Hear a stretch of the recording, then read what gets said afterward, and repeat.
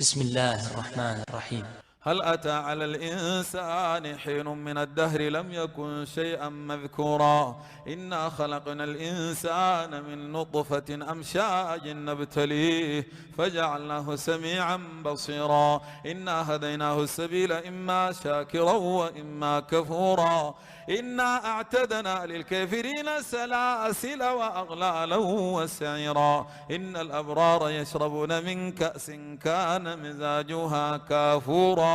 عينا يشرب بها عباد الله يفجرونها تفجيرا يوفون بالنذر ويخافون يوما كان شره مستطيرا ويطعمون الطعام على حبه مسكينا ويتيما وأسيرا إنما نطعمكم لوجه الله لا نريد منكم جزاء ولا شكورا إنا نخاف من ربنا يوما عبوسا قمطريرا فوقاهم الله شر ذلك اليوم ولقاهم نضرة وسرورا وجزاهم بما صبروا جنة وحريرا متكئين فيها على الأرائك لا يرون فيها شمسا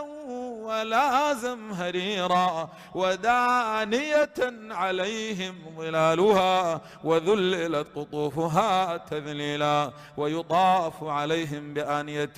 من فضة وأكواب كانت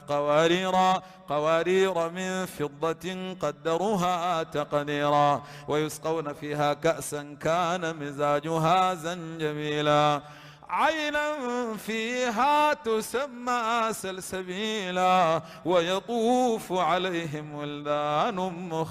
مخلدون إذا رأيتهم حسبتهم لؤلؤا منثورا وإذا رأيت ثم رأيت نعيما وملكا كبيرا عاليهم ثياب سندس خضر واستبرق وحلوا أساور من فضة وسقاهم ربهم شرابا طهورا إن هذا كان لكم جزاء وكان سعيكم مشكورا إنا نحن نزلنا عليك القرآن تنزيلا فاصبر لحكم ربك ولا تطع منهم آثما أو كفورا واذكر اسم ربك بكرة وأصيلا ومن الليل فاسجد له وسبحه ليلا طويلا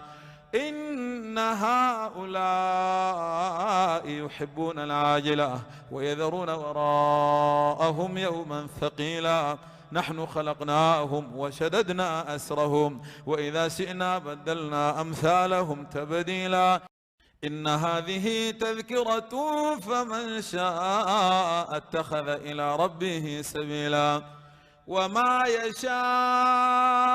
إلا أن يشاء الله إن الله كان عليما حكيما يدخل من يشاء في رحمته والظالمين أعد لهم عذابا أليما.